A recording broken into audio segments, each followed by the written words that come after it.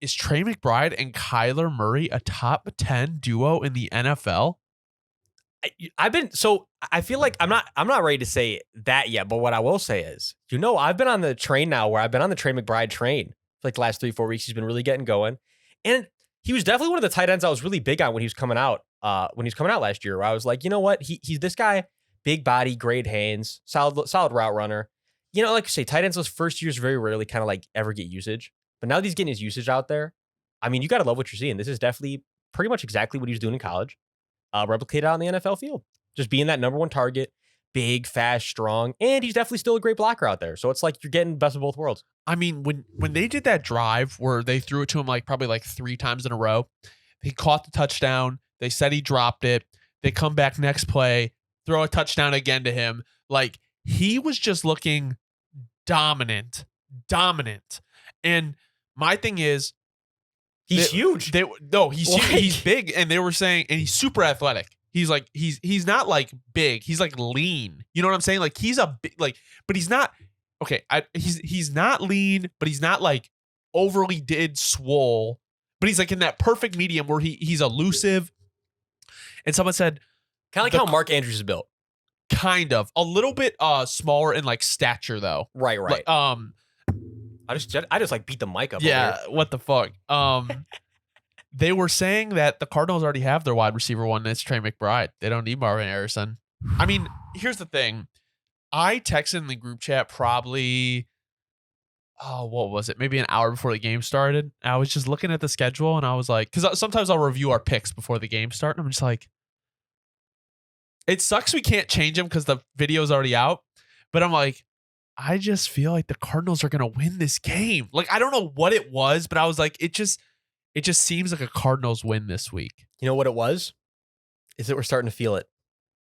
We're starting to feel the shift of the Steelers season. Oh, yeah, it's done. Where I feel like the truth is, and I feel like this has been our narrative all year. So this was kind of one of our other narratives we're kind of hot on right now. Is it's almost like with the Steelers, how far can you really go, right? Like Mike Tomlin always has his team overproducing, but it feels like they hit the top of the roller coaster. And maybe they'll have maybe there's like another little, you know what I mean? A little divot in the coaster. But I think we're on the downward trend, even if you go back up a little bit again here. Like, I think that we kind of hit the peak of the Steelers this year when Jalen Warren and Najee were both at their peaks. Whatever was going on there with the offense for a short period, but now it's like back to reality. And especially with Kenny P out 2 to 4 weeks. It's like very, very telling for potentially the end of the season here for the Steelers. Not that he's saving grace, but it's like, you want him over Mitch. Yeah. And it's like, I don't know. Like, I feel like regardless of what Kenny Pickett was doing, like, I just don't feel like you're winning games with Mitch Trubisky. And convincingly. Here's what I will say about this game.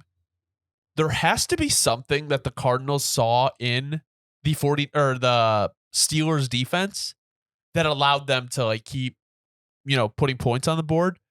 And my thing is like, I feel like the Steelers defense might start getting like a little bit, not exposed, but they're not going to be as strong as they were earlier this year. And you've already kind of seen it with the Browns as well. No, for sure. And I would say, how about not just that? They're going to start getting frustrated because we see right here, TJ Watt literally after this game in the press conference, the NFL has something against me, he says. Seems like he's getting a little bit frustrated. And I don't blame him because you have to literally play perfect on that defense every single week to get your team a win. Yeah, I mean, I would be frustrated too. I mean, do you think this will be the first year where Mike Tomlin finishes under 500? It very well could be, but still some way, somehow, they'll probably find a way to finish with like 9 wins. So but I just don't think that'll be enough. Maybe it's still like that probably won't be enough for the playoffs. We're kind of rounding out here. They're probably like one of the last teams out.